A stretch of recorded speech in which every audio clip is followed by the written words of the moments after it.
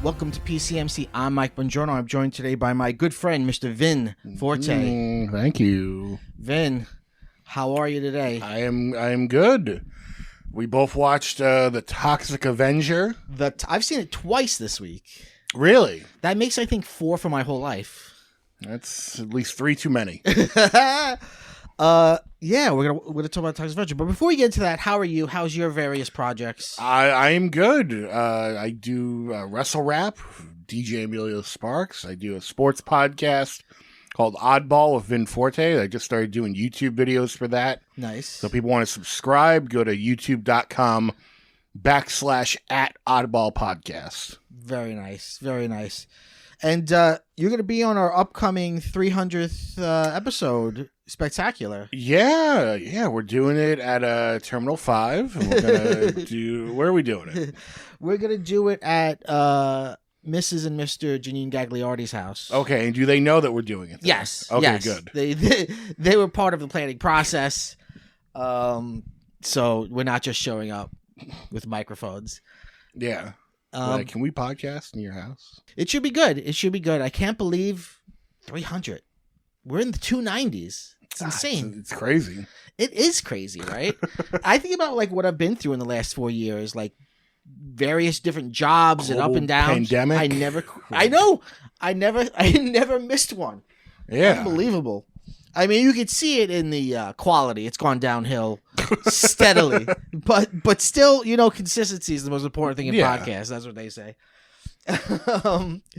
So, yeah, Vin, can you tell me your history with the Toxic Avenger? I don't know if there's really much history. It's just one of those things that when you're a kid and you're a teenager, you hear about it. Yeah. And it's a cult classic movie. And I watched it a very long time ago. And my memory of it was like, okay, I get why this is a cult classic. Yeah. Like, guy is getting bullied. We'll get into how much of this movie takes place in a gym in a bit. About 90%. Yeah. And then he falls in classic superhero fashion, falls into some toxic waste. You bet he does. Becomes the Toxic Avenger. Is he an enemy of the state? Is he a hero of the city? Who knows? And it's like, okay, simple idea. Got it. Yeah. I rewatched this movie this week. Yeah. And I was like, this sucks. I was like, this is not a good movie. Like, I know it's Troma, I know it's low budget, but I was just like, this, like, nothing's going on here. Like, it's all just, like, cliche, and, like, the bullies in the beginning of the movie are, like, the most bullies that you'll ever come across. I think it reads almost like an incel propaganda film because the bullies are such chads and they're dropping F-bombs and what do they call the female chads? Chads and what do they call them? There is another name. Yeah. It really feels like because the villains are not only in shape and good looking, but they bully everybody for no reason. They have a group where they murder children. They play these like death games where they're like driving around like, get 20 points if you kill that R word. Like, yeah. Well, I have to disagree and say I like this movie a lot, but I don't know if I can disagree with your estimate on its quality. I think, to be fair to it, I think it picks up in the third act. It does, and all of a sudden there's tanks, and it's like, what? So there is money? right. Like, by the end of the movie, I was like, okay, I get it. You're right. But the first, like, half of the movie, I'm like, we gotta pick up the pace, baby. Like, in my mind, you know where I put this? I put it right next to Attack of the Killer Tomatoes. Oh, absolutely.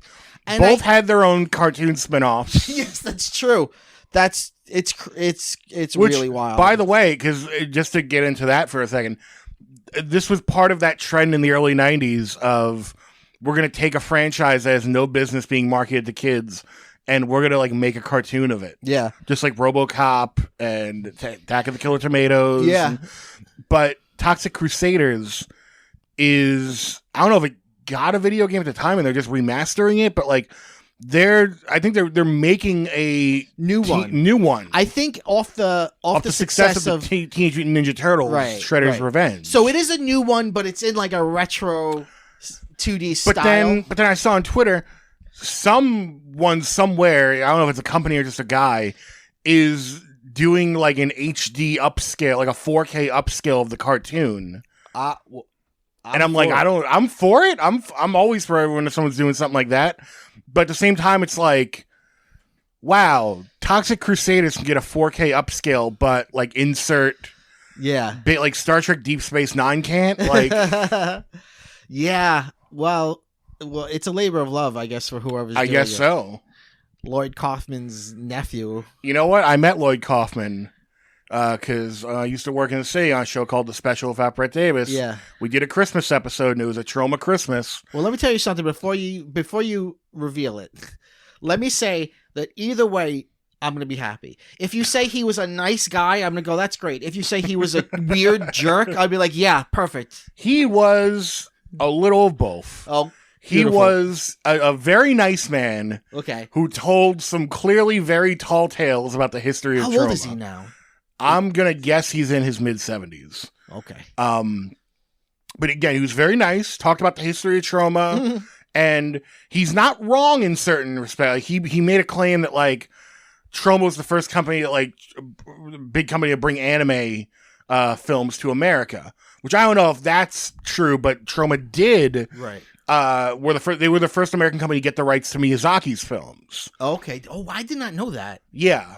Before like Disney eventually swooped in. Yeah. But like they were the original company that brought over like the 80s and early 90s Miyazaki films. Wow. So like Troma like secretly like got, if you go through their history, like they got their hands on some good shit. Yeah. But then when when they were interviewing Lloyd Kaufman, he goes on this whole thing about how, and again, he's not untrue in this, but he is stretching the truth.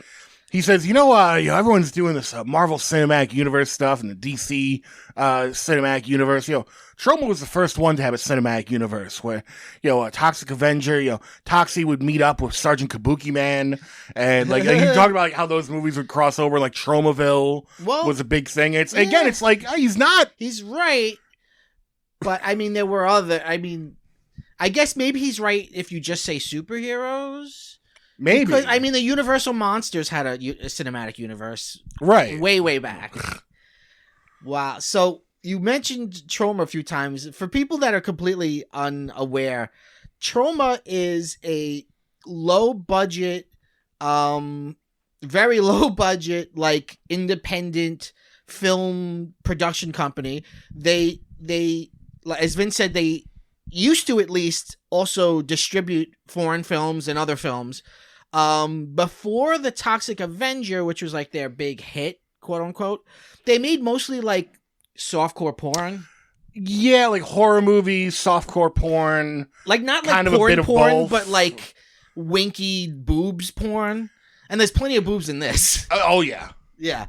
Yeah, just plenty of random scenes of like the Toxic Avenger before he turns into the Toxic Avenger, like in the gym, running into people who are just like fucking on a bench. Like, yeah, absolutely. And he's like looking, he's like staring at them. Yeah. Like being a creep. Yeah.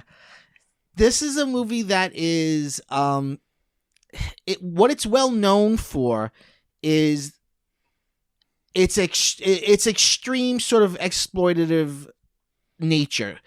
A kid gets run over with a car and his head gets run over and you see it. Imagine a superhero, almost like Deadpool, actually. When I watch this, I was like, I see a lot of Deadpool here. I can see that.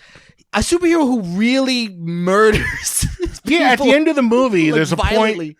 Yeah, not to jump right to the end, but like there's a scene where he's about to take out the bad guy, and the bad guy's like begging for his life. Yeah. And up to this point, like, you know, there's no reason he couldn't let him off the hook. Right. Just surrender him over to the police, tell him what's going on. But he's like, he says something like, well, you have some guts. So, like, you don't got the guts. Yeah. And then he's like, let me see if you've got the guts. And he, like, rips his guts open. Yeah. And then the guy, that's the mayor. He tries to put the guts back in. This is the kind of movie. But here's the thing. By the way, before we go any further, you can watch this on YouTube. It's just up there for free. It's very easy to find. I watch it on Pluto, though. Not a bad option. Not a bad version. Yeah. And let me say, what I like about these movies that, like, I just can't get behind, like, the kind of stuff you see on sci-fi now, is that it's still film. There's the charm of film. No matter how cheesy what you're seeing is, it's still a film. Whereas, like, even Troma now is all video. Yeah, and the sci-fi films, like, they know what they're doing. Right. Where it's like, oh, Sharknado 15. It's like, come on. Right. Whereas Toxic Avenger at least feels like it has, like, some charm to it. Right. Like, okay, this is a very grassroots effort. That's why, like, whenever they do those sequels, it never measures up. Like, the first Sharknado, okay, you catch lightning in a bottle, and then now every year you got to do a Sharknado. Right. They're up to, like, 8. There's time travel in it now. Even Toxic Avenger. Like, you do one Toxic Avenger, then it's like, we got to do 2 more. Yeah. Then they stopped for, like, 10 years, and then did Citizen Toxie in 2000, which apparently people really like. Maybe that might be one to revisit. Like, that's one I haven't seen. I've seen 2 and maybe 3. Apparently it's really good, and it just ignores the other 2. Oh, that's fine. Sequels. Doesn't he go to Japan in 2? Or is that 3? 2 and 3 are filmed at the same time and released the same year. Yeah, they were really ahead of the curve with that. Yeah. Well, he's similar to, like, if you know Roger Corman. I make schlocky little movies.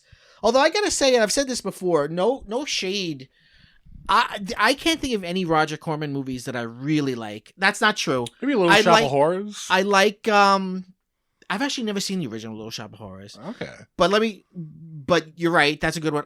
Going back on what I just said, I like when he did the Edgar Allan Poe movies. He did Full House of Usher with Vincent Price. That was good. You know what's actually not bad, and maybe this is one we could do in an episode, the Fantastic Four movie.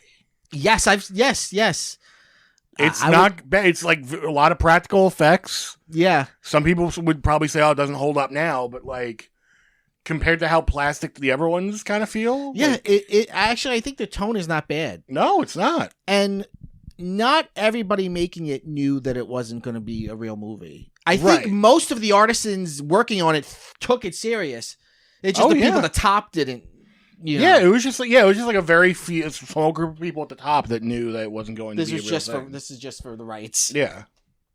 All right, so Toxic Avenger is directed by Michael Herz and Lloyd Kaufman. They also created this company, Troma. Mm-hmm. Troma doesn't mean anything. They wanted to create an ugly word. Yeah. For years, they would make up bullshit on, like, what it meant, but really it's just, they were like, what's an ugly sounding word? Which tells you a lot about their mentality going into movies. Right. Like, they're like, oh, what's a repulsive word?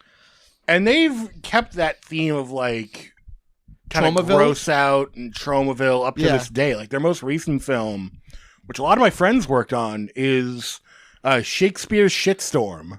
Okay. Which it came out in the lucky year of 2020, and is basically Troma's version of Shakespeare's The Tempest. Okay. Both a bunch of diarrhea. They do the same thing over, and this is what they do. But this is 1984 when it's released. The story is by Lloyd Kaufman, who goes by Uncle Lloyd, and he's sort of the Stan Lee of Troma. Yeah, he's always the figurehead. If you need to do something Troma related, he's always out in front. The screenplay is by Joe Ritter, and then there's additional material written by Gay Parrington Terry and Stuart Strutton, but those sound like fake names. Yeah. Those definitely sound like sound like very fake names, right? Strutton and Gay. If you're real people, my apologies. Yeah. I just assume when I say that I'm not making fun of the names. I'm just saying maybe they just like it's Lloyd Kaufman just putting up a bullshit name for a game. Believe me, this movie doesn't. There's nothing too low. There's no too low hanging fruit for this movie. No, not at all. See, that's the thing. People think of this movie. All right, this movie can be extremely triggering. A dog gets shot, right? Like, this is a triggering movie, but at the same time, and I'm not defending it, but at the same time, this movie's a weird combination of extreme violence and just the corniest, like, old man uncle pull my finger humor. Yeah. Like, some of the humor is so corny, and it's not corny on purpose. It's like, this is as funny as we can get. Right. You know, like, the mayor, his whole thing is that he's overweight. Mm-hmm. And his name is like Goodbelly, Mayor Goodbelly or something, or Bell Good or whatever it is. And it's just, he's the big fat mayor. Yeah, at one point he's getting a massage and he's laying next to a hoagie that's the whole size of him.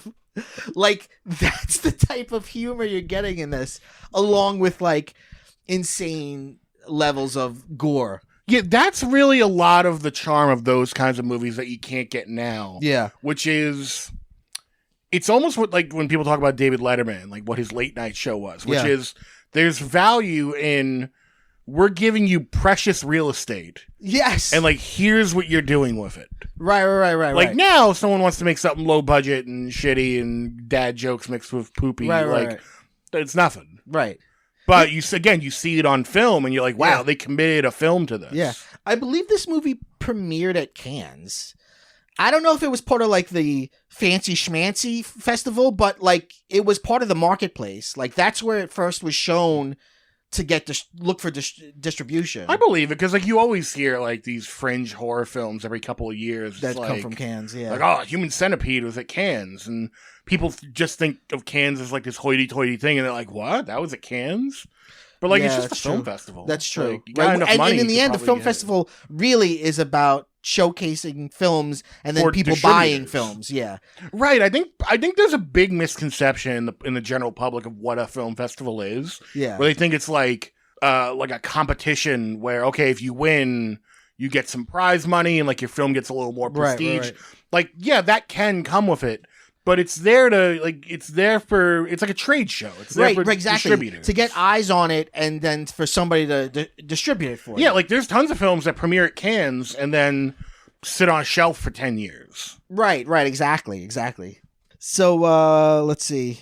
Oh, the writer of the screenplay, Joe Ritter, he wrote only these Toxic Avenger movies. He's mostly a Steadicam operator. He has a huge history of, like, big movies where he's a Steadicam operator.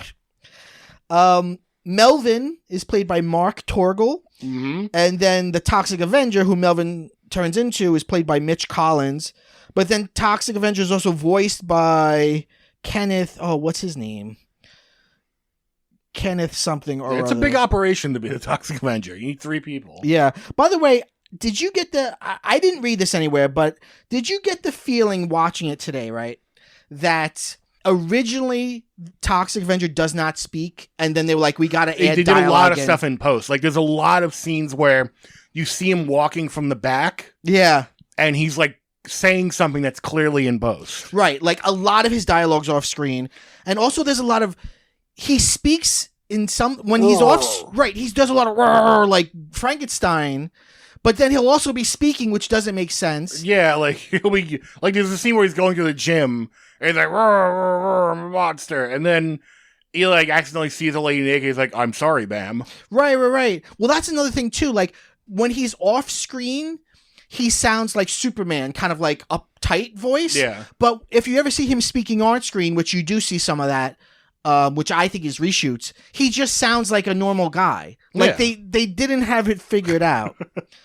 I might call him Toxie as we go through this because that's what he became known as, although he's not called Toxie in this. He's just actually the good monster. Yeah, he's not even called the Toxic Avenger in this. He's just the monster. See, that's where the movie picks up for me, where... Kenneth Kessler, that's who voiced him.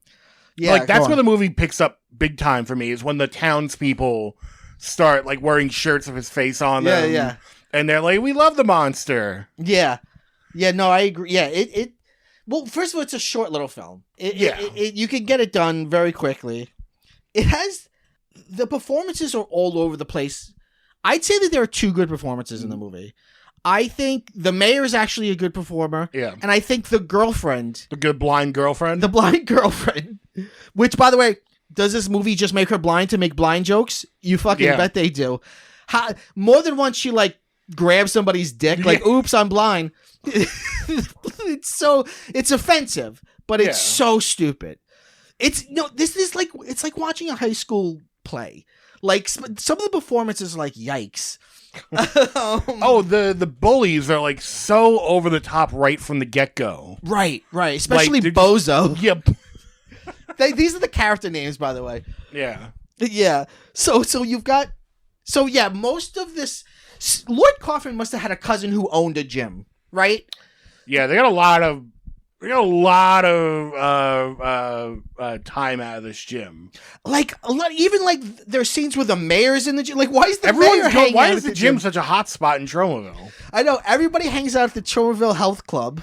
Yeah, no, it doesn't matter if you're thin, fat. Like everyone's hanging out at the health club for some reason. By the way, Tromaville, the New Jersey. Yeah, like, obviously a fake place, but there's a great funny gag at the beginning where the sign says like.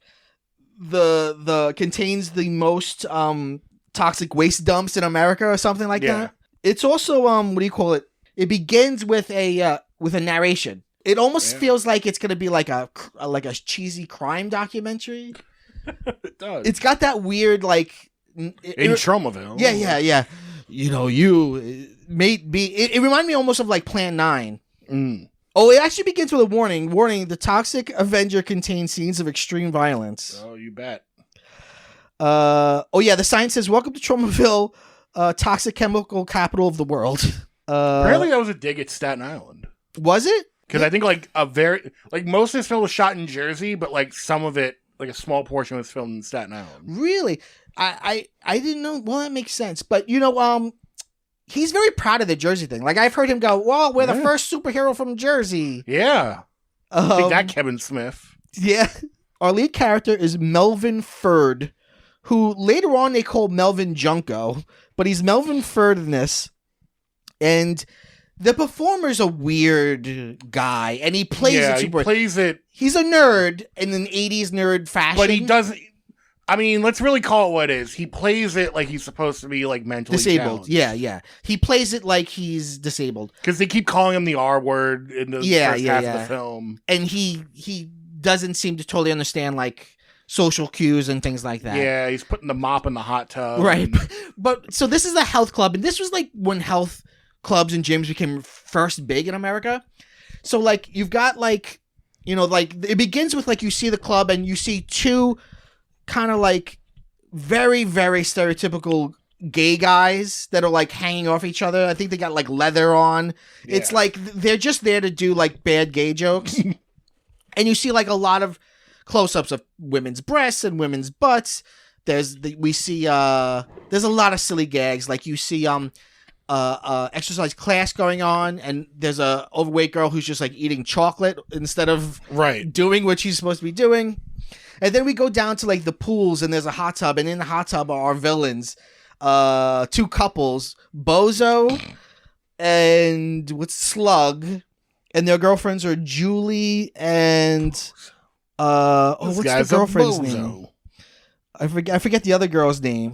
And they're like, and Bozo, his thing is like he's anxious all the time. He's always like, oh, I'm stressed out. He's like, the girl's always trying to calm him down. Yeah, and by the way, Melvin does calm him nothing. down by like, oh, come on, run that kid over. You'll feel better. Yeah. Melvin doesn't do anything, but he's like, I fucking hate that mop boy. Oh, I hate him so much. It's the whole Revenge of the Nerds thing. Oh, I fucking hate nerds. Right. He comes in and and then he accidentally puts the boss is like, hey, Melvin, come here. I want you to clean the toilets. And he's like, oh, okay, I'll be right there. And instead of putting his mop in the mop bucket, he puts it in the hot tub. Yeah. So they get out and they call him the R word and they, put him in a herb circle and, basically threaten his life. And the women are just as horrible as the men. Oh, yeah. But they're like true 80s babes, in quotes, like blonde, always in like, big bust, like babes, like beer commercial babes, right? And the four bad guys are in a hit and run like gang, but it's also a game. Right. It's like a death race kind of thing. There's a really, really offensive scene, which I can't really quote, where they're going through every ethnicity and explaining the amount of... you hate these Jews, right? What about these guys? Right, the amount of points you get for running over and killing people of different ethnicities. And then they see a little kid on a bike, and he's like, oh, how much for a kid on the bike? And she's like, oh, that's extra points. And if you get the bike, too. So they run over a child on a bike. He's like crawling on the ground, and they're like, oh, he's not dead yet. They run his fucking head over. Yeah, they back over and run over his head, and his head like explodes, and then they cut to it. They show like his headless body. Yeah. And then the two girls come out with Polaroids, and they're like taking Polaroid pictures, and they're like acting like they're turned on by the murder. I'm laughing because the way I'm describing it will make it sound worse. Like, I'm not like this is what's in the movie, but it's done so cheesily. Oh yeah. It's like it so is trying to be shocking that it's like, okay, I get it. It's just dumb. Oh, but the kid's name is Skippy. Bozo Skippy. Yeah. So they decide, okay, here's how we're gonna get Melvin, because we hate Melvin. We're going to one of the girls, I think Julie is like, I'll lure him in. I'll tell him I need to talk to him, and then I'll take him into the locker room, and I'll show him my boobs and be like, you know what? I want to break up with Bozo. I want to be with you, but come and meet me in this dark room in the gym, and then we'll be together. And he's like, great. And she's like, but wait, I need you to wear this. And it's a pink leotard with a tutu, which ends up being his outfit, his superhero outfit. And she's like, yeah, come on in. So he goes in, and he's like, Julie, where are you? And then someone's like, turn the lights on. And he's like kissing a sheep. Yep. And the sheep is like wearing lipstick and a bra. And apparently, I read this on IMDb, so you know it's got to be true. The sheep was like flea ridden. So like it was really disgusting and smelled bad. So everyone's laughing at him. This actually, they take a lot from the beginning of Carrie here, because you see like close-ups of people's faces as they're laughing at him, like maniacally, like everybody, even the fat girl from the class who was eating chocolate. Everybody's like, fuck this mop boy. And then that's him. Like, he runs out the window, falls into a big thing of green goo. Right. Oh yeah. And we forgot the part where we see two guys that are truck drivers, and they're like snorting coke. And they're driving. They have a huge flatbed with barrels of toxic waste, like green bubbling toxic waste, which looks really cool. But there's not even anything holding it in. No, it's just out and about. Yeah, like they stop, and you see the barrels move, and like there's no tops to the barrels, and they stop just to do more coke. They're like, oh, okay, we'll stop. Yeah, so they stop right outside the gym. Melvin runs out the window, goes headfirst into the fucking thing. He starts freaking out. Everyone's like, oh my God. They do a man on fire gag, which is like one of the most dangerous things a movie can do. And I was almost like worried because I don't know if I trust Troma. I don't trust Troma to do this. Because typically what you would do is you have to like put them in this like suit and then put the stuff on them so like they can't get burned. And then you have to be right off screen with like a bunch of extinguishers, and you have to film in slow motion. So you can only do it for like 10 seconds. But like at first it's not in slow motion. I was like, oh my God, what is happening? Like they really light someone on fire. Yeah. And then he goes home to his mother's house. His mother's horrified. Yeah. And she's like, he's in the bathroom like moaning because he's in pain because of the toxic waste. And she's like, oh, he's going through puberty. And next to the tub is a like picture, his mother's picture framed, and it says mommy in a heart. And there's all these, this is kind of good effects. There's these like bladder effects where like his skin is, his hair is falling out. You see his chest bubbling up, and then you see like kind of like cheesy negative film effect. Yeah. And now he's the toxic. Right. And he's buffer. He's not buff, no, but he's like buffer. bigger now. Right, so it's like it's made him strong. And he doesn't have his own theme, but they use Night at Bald Mountain as his theme. The dun dun dun dun dun dun. Because public domain. Right, exactly. There is one song in the movie called like Body Talk that they play like 9 times. I was just gonna say they play it like 1,000,000 times. Body talk. Body talk. It does. It gets stuck in your head. And they play it over the end credits, and it's like, I get why you would play it in the beginning of the movie where you're at the gym, but like by the end of the movie when they're in the woods in like a tent and he just saved the day, I don't know if Body Talk works. Yeah, exactly. So Melvin's mom doesn't accept him, so he goes to live in the toxic dump. He makes like a little home for himself in the dump. There's like a Richard Nixon book on the floor as he walks over it. The movie keeps his face hidden for way too long. Yeah, it's not. I don't know. You didn't have to keep it hidden, right? Like I understand, keep it hidden for a little while, cover. Right? Like keep it hidden for like the first scene. Yeah, but they keep it hidden like halfway through the movie, but not even doing a great job because you can kind of see. You can see it, and his face looks like it's like he's kind of like pale. Grayish with melty. Melty. Kind of looks like Jason looks like without his mask in some of the later Friday the 13th movies. One of his eyes is like down lower than his other eye. He's bald.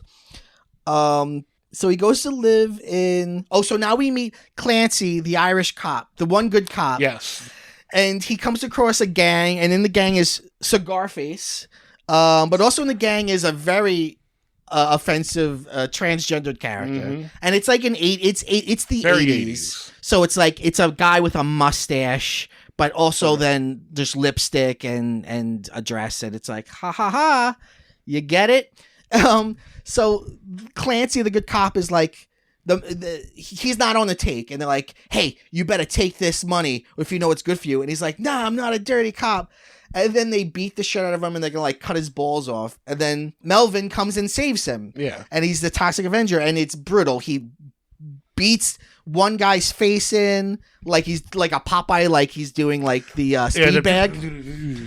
He gets another guy in the fucking nose, like he rips his nose. Yeah, like it's very, very violent. And his like thing is he puts a mop over your face. Yeah. Because he's the mop boy. So, like, the mop is, like, part of his whole thing. Yeah, I just love that, like, this is when the movie starts getting better, because it's like, okay, now we're getting over the top. Right. So it's like, okay, he's saving the day, but it's not just, okay, he's putting right situations that are wrong. It's like, I'm going to fucking murder the bad guys. Right. Like, brutally murder them. Yeah. One thing that I think was really well done that actually made me laugh is the cop is thrown into a pile of garbage, and Toxie like gives him his hat back, and he's like, "Here's your hat, sir." And he's happy they were saved, but he's scared of Toxie because he's this monster. And there's like tomatoes in his hat, and he like puts his hat on, and then he walks away. He's like, "Okay, good night," and he like tips his hat, and more tomatoes fall out. I was like, I don't know if they planned that perfectly, but it worked for me.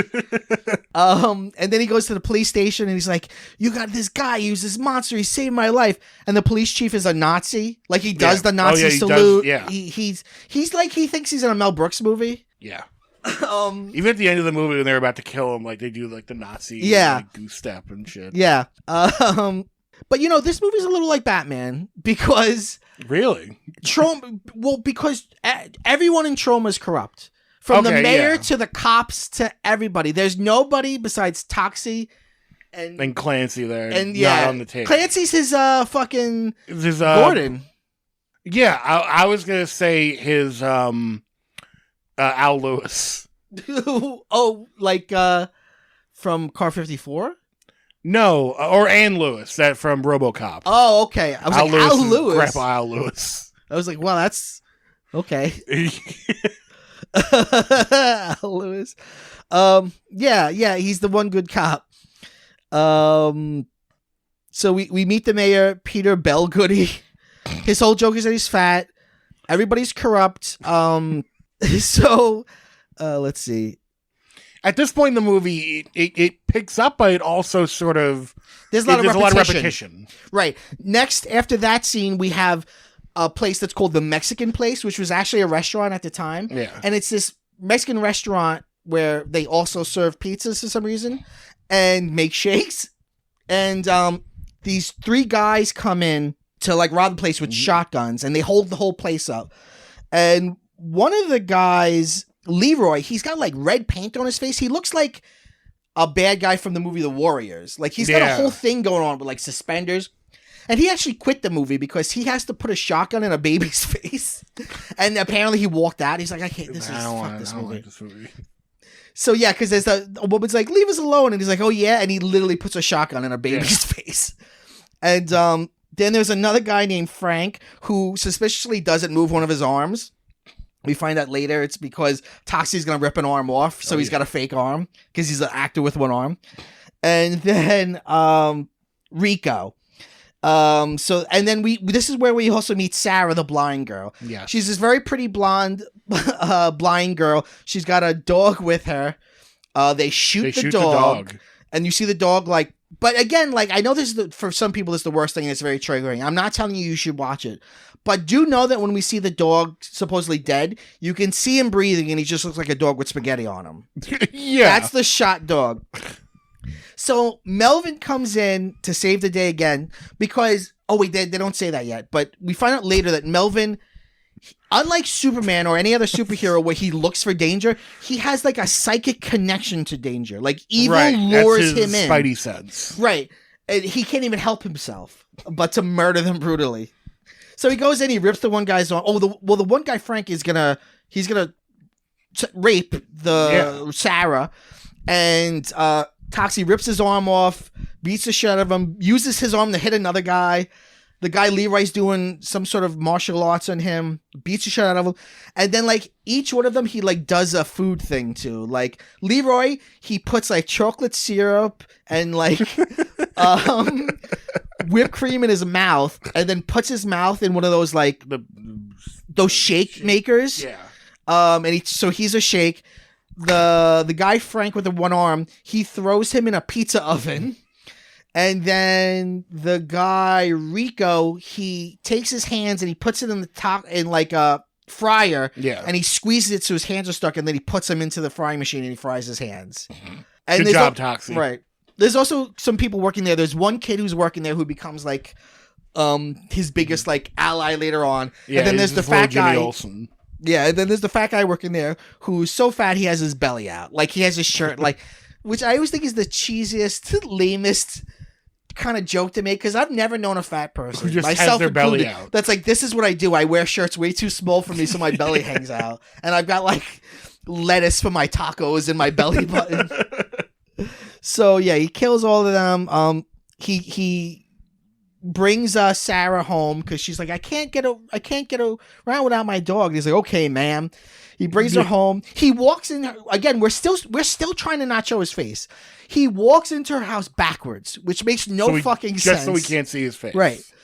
She has like, and I don't know if this is a real thing or not, but like, you know, like a gun rack. Like you've seen gun racks with like rifles. She has like a gun rack or like a pool cue rack, but it's a bunch of, you know, canes that blind people use. I don't know if they really would have something like that, or why you would need 10 or 20 of them. I felt it was a gag. It's certainly a gag because she knocks them over and they fall. Yeah. You know what they're trying to do? They're trying to do Gene Hackman in Young Frankenstein. Like this portion's like and now we're going to do the blind person gags. Right. She's like, let me read your palm. I could see you have a very big future ahead of you. Let me read your other palm. And she grabs his dick. And it's like, why would you think his palm's down there? And then she's like, oops. And then you keep seeing this very cheesy old school effect of like a spinning newspaper with a headline. And it says like, monster saves the day. Monster cleaning up the town. That's the stuff I really liked. Like when it got really cheesy like that. Like they're not interviewing people around the town, but they cut to like different people to like get their opinions. Right. Like there's like typically gay people in a salon. Like I bet the monster wants me. Like right. It is a superhero movie. That's why. By the way, you know this movie is being remade. It's in post-production now. Peter Dinklage is apparently the Toxic Avenger. Yeah. So and apparently it's not a remake. It's they I saw some interview where they're like, no, it's a reboot. So like, I don't know if they're connecting it to the old one. That would be wild to have like a big budget connection. That's crazy. Lloyd Kaufman gave James Gunn like his first break. So he's in every Guardians movie in a cameo. Yeah. Sometimes he's an alien. You can't tell that he's him. Right, but in the first Guardians, I think he's just a prisoner, right? Right. You can very much see it's Lloyd Kaufman, director of Toxic Avenger. We have now a weird scene with Dr. Snodberger, a German scientist who's doing a press conference where he explains that he believes the monster can sense. He's drawn in by evil. He can't help himself but to destroy evil, which becomes a point later on because he kills somebody that he thinks is innocent, and he's like, I'm a monster. I can't help myself. And then we find out she was evil. She was evil. She was a quote white trafficker, or white human trafficker. So he can just sense evil on you. And she's a little person, which he puts her in a fucking. He puts her in a washing machine, right? But by the way, like you would. But then he also makes a really. He says the dialogue. No ticky, no laundry, but he says it in a very offensive Asian stereotype you bet voice. He does. Again, there's no fruit too low for this movie to aim for. So we see the gym again. We see that there's a drug dealer in the gym. You bet and the drug dealer, then he goes into the room and there's the mayor being massaged. And the drug dealer just works for the mayor in the gym. Right, like everyone's got a room in this gym. Right. And he's selling steroids, that's fine, but he's also selling like coke and pre-rolled weed. I'm sorry. I was a pothead for years. I think this is a movie thing. I've never in my life seen pre-rolled weed. Why would you want someone, you buy it and then you roll it? And that's like a theme in this movie too. Like people are working out, they're doing like crunches, like now you take a hit. Right. Right. So the drug dealer then goes to work out a little bit. He does a bump of coke off his hand and he goes to work out. And he's like on one of those like machines, but like there's a bench. So, if you've ever been to the gym, like the weights will come up and down and there's like a pole that the weights are connected to. Toxie comes and drags him under the pole, and basically the pole fucking smashes through his mouth and then rips half his head off. And again, you think that's it. No, close up of his half head. Everybody's screaming. Everybody's going crazy.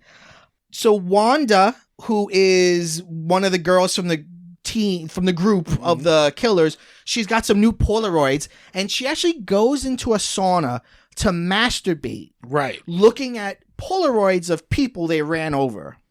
Yeah.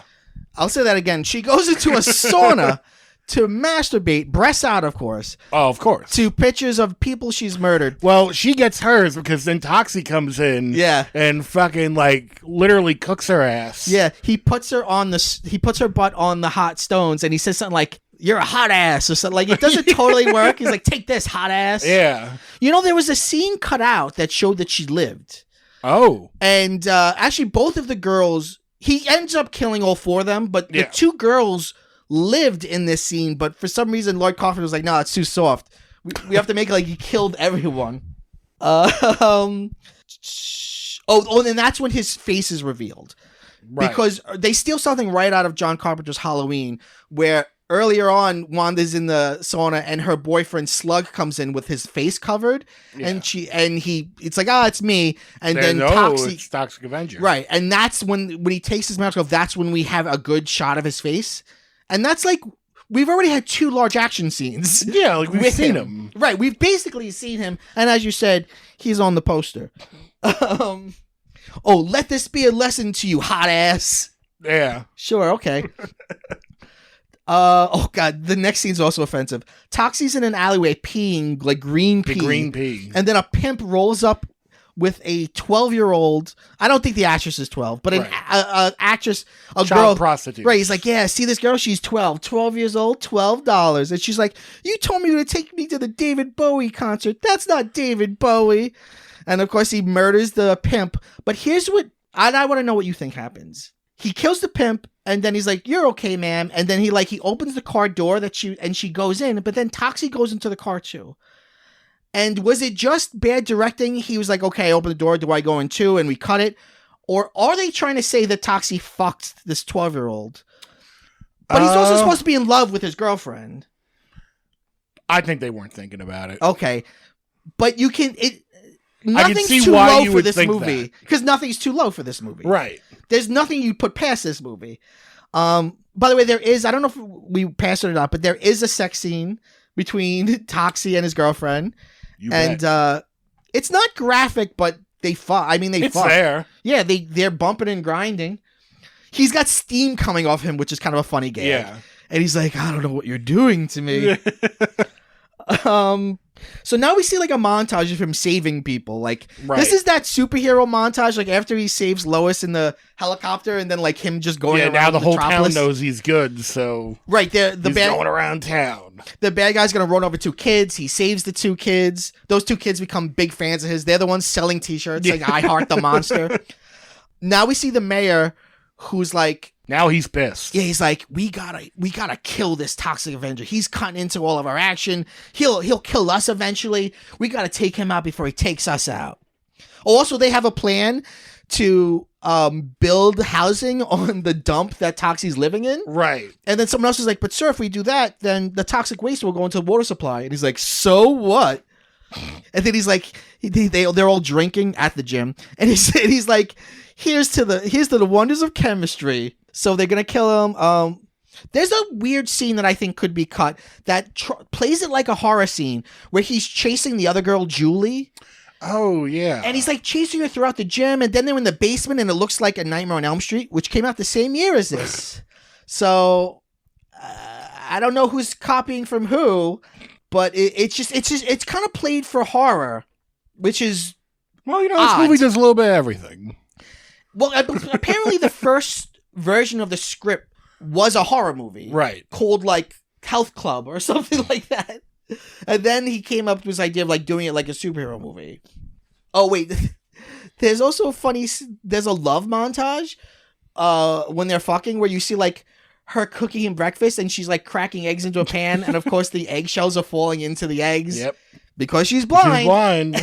And she puts like up curtains in his toxic waste home because she's adding a woman's touch. It's wholesome. That stuff is good. It's wholesome. That's good gaggery. And like I said, this actress, Andrea Miranda, she's funny. She's good. She's probably the best performance of she seems to be the only one who totally gets the movie she's in.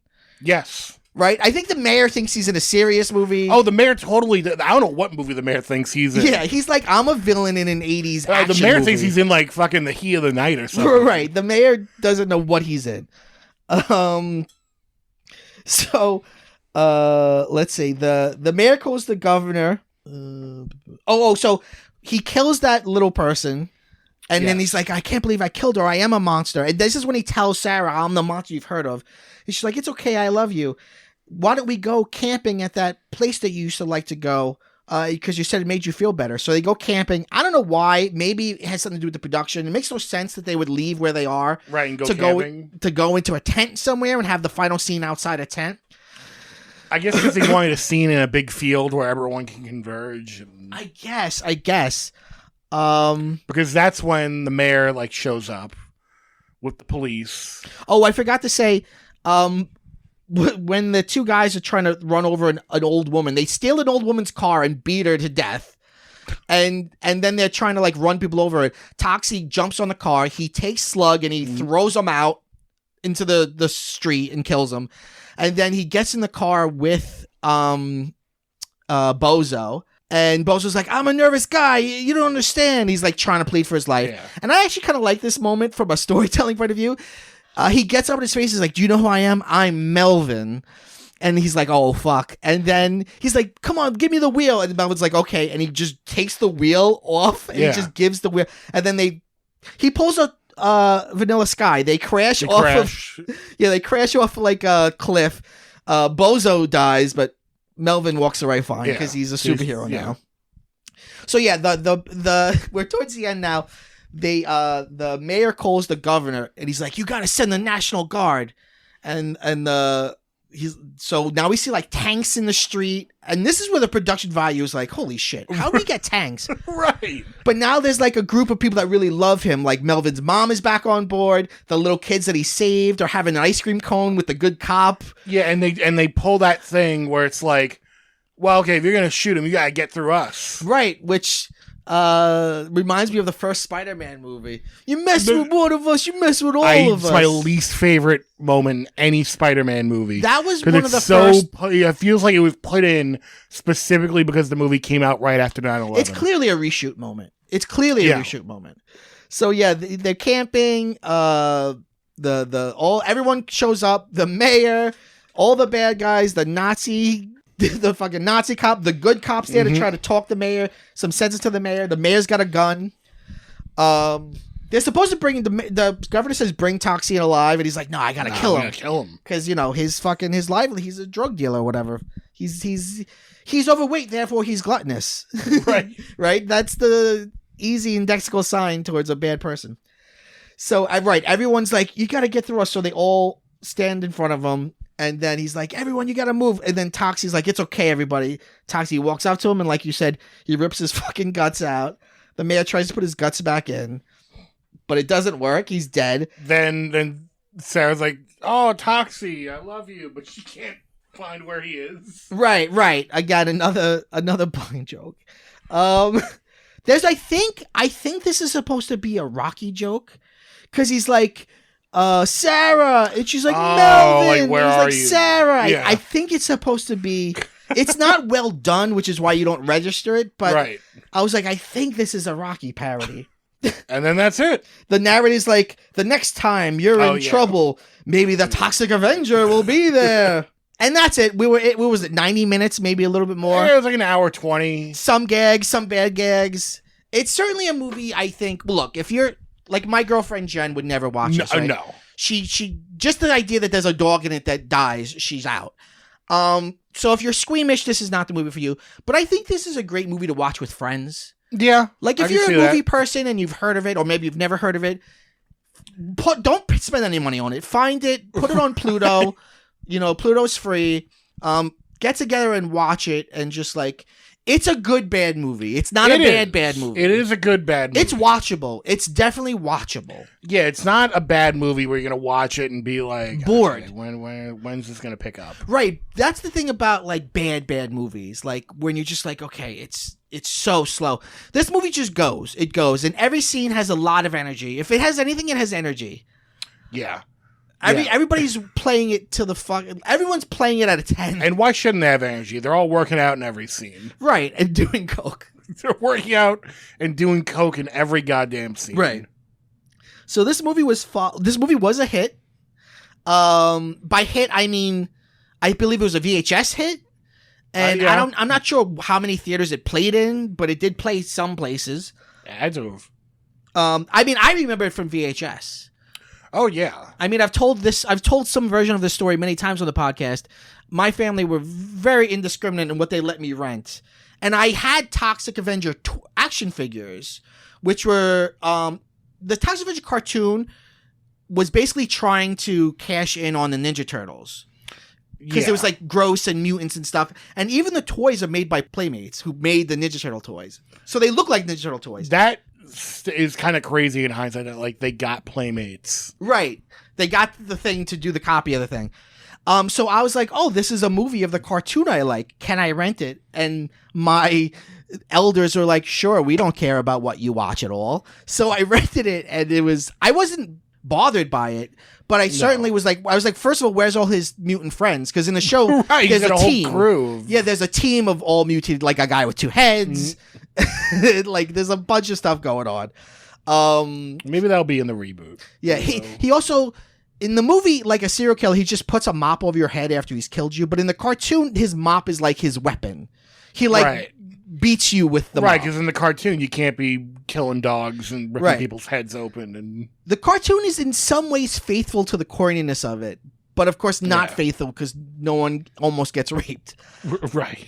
So in 1989, 2 sequels, which were shot at the same time, were also released. I think they were supposed to be one film, and they were like, oh, we got so much gold here, let's make it into 2. And if I remember correctly, I remember 2 kind of boring me a little. I think 2 just kind of gets a little long in the tooth. Then, as you said, there's Toxic Avenger 3, The Last Temptation of Toxie. Then it's a Saturday morning cartoon in 1991. It only had 1 season. And there was toys and games. There were a few games. There was. Yeah, I for think NES. I think that might have been based on the cartoon, though. Yeah, it's based on the cartoon. And then in the year 2000 they made Citizen Toxie, The Toxic Avenger 3. Oh, I'm sorry. Make a note of that game. I want to play that. The 2 movies that came out in 1989, those are called Toxic Avenger 2 and Toxic Avenger 3, The Last Temptation of Toxie. But those are 2 and 3. And then Toxic Avenger 4 is 2000 Citizen Toxie. In 2018, it was turned into a musical somewhere. I don't know where. Didn't you see the musical? Or like what? I saw the Evil Dead. So the Evil Dead musical. Yeah, love that musical. And coming soon, it's filmed and they're editing it, I guess. A Toxic Avenger movie with Peter Dinklage as Toxie and Jacob Tremblay as I don't know what. I read the description. It sounds like it's just bare bones. The idea, he's not a mop person. I don't think he's Melvin. But like you said, maybe it's like the same world as... Maybe? Oh, what is this? Toxie versus Putin, a short from 2022. Narrated by Lloyd Kaufman. Of course. So this is a Lloyd Kaufman joint. So yeah, there's that. Toxie, tagline, back off Vladimir, the Toxic Avenger is here. Okay. That came out March 18th, 2022. I'm looking at this video game. I'm kind of interested. This does not... On first look, this doesn't look terrible. Really? I mean, it's such a crapshoot. We both have the Anbernic. Yeah. Which is it's a Chinese handheld knockoff that basically you put an SD card in with all the ROMs. Yeah, and you play everything from every system. Yeah, you basically play everything from like Atari on up through like PlayStation and Dreamcast. So going through the whole library, what becomes clear in hindsight is the thing that really taints the NES, SNES, and the Sega Genesis is for every one great game, there are 4 or 5 TV or movie tie-in games. Oh, yeah. That suck terribly. Yeah. They're either too hard or they're hard because they're not made well. They're just glitchy and they're all side scrollers that do the same shit. And like a lot of stuff you would think would be fun, like a fun no-brainer adaptation. Like I remember as a kid wanting so badly a video game based on like a fun 90s game show to actually be fun. Right. Like there was an American Gladiators video game that sucked. There was a Nickelodeon Guts video game that sucked. There was the best one. It wasn't even a good game, but it was just like a neat little mini game collection. Was for NES, they put out a Double Dare game. Mm-hmm. And like that was not terrible. But that's like the best you could say. I never played that game actually. But by the way, I would fall for these hook, line, and sinker. I'd be like, oh, Batman, I love Batman. Oh, Batman Returns, I love Batman Returns. Oh, The Addams Family, I love The Addams Family. Ranked it, put it in. Yeah. Dud. Renting games. Such a crapshoot when there's no internet. I know. Because you see because all it takes is a good cover. Right. So it's like if there's a great cover, it's like, wow, this looks like fun. And then you bring it home and it's like, what the fuck is this? The worst games were the ones where you would play it. The first 5 minutes would be okay. You're still kind of feeling it out. Yeah. And then you get stuck. Oh, and yeah. you're just like, what do I do? Like, you try everything. There's no internet. There's nothing you can do. There's no internet, so you can't do it. Like, if there was an internet, you would go online, you would look up a YouTube video real quick, and you'd be like, oh, okay, I got to jump on this. Okay, and then you just go on, and maybe the game would be okay. Right. You'd also have word of mouth. Like, I recently dodged a bullet because this game came out called Gollum, which is like Gollum doing... oh, yeah, this was a big bullshit right game. I saw that. I heard about the title and was like, oh, this could be good. So I saw it was coming out. I ordered it, And then I was like, let me read some reviews. And like every review was like, this is the worst game ever made. Yeah. Worst game of the year. Like literally like everyone agrees this game is one of the worst things ever. Yeah. The game actually has a patch now where there's an apology from the developers like, oh, this isn't done. It's not done. I paid for it. Right. And it's not like a $10 game. It's like... No, it's like a $60 game. It's priced like a AAA game. So I was like, uncancel. I don't want this. But back in the day, it would have been like, Gollum, let me rent it for $3. Yeah. Bring it in. Oh, I got a Nintendo. I'm really living the life. I got a Nintendo at home and at grandma's. Those are the real ballers. And then you're disappointed, and you're like, "Can I rent another game?" And your grandma's like, "You just rented a game. I just gave you $2." And I'm like, "Yeah, but this game's bad." Or you see a game that was so out there that you're like, I gotta see what this is. Yeah. Like I remember renting Michael Jackson's Moonwalker. Yeah. Just because I wanted to know what it was. Yeah. And I was like, this is okay. I remember that being a game, but I don't remember anything about it. All you do in it is lean. You can lean. So basically, each level, like you have to open doors and windows and like save children. Sure. And but there are moments in it that are inspired. Like when you're at the end of each level, you fight like a big group of guys that come in. Yeah. And if you have enough like magic power saved up, you could basically hit like two buttons. And you start going into a dance, and like everyone stops and like dances along with you, and then they all like fall down and die. So that's how you kill people? By dancing? That's your special move. Like if you like you hit a button to do your special, and like and like the beat and Smooth Criminal starts playing. Sure. And like everyone starts doing like the shimmy, and like they all do the lean and they fall down and die. Yeah. Well, and you can turn into a robot. Just like in the Moonwalker movie. I was going to say, the movies know better in terms of having a narrative. No. Joe Pesci wants to get all the kids in the world hooked on drugs.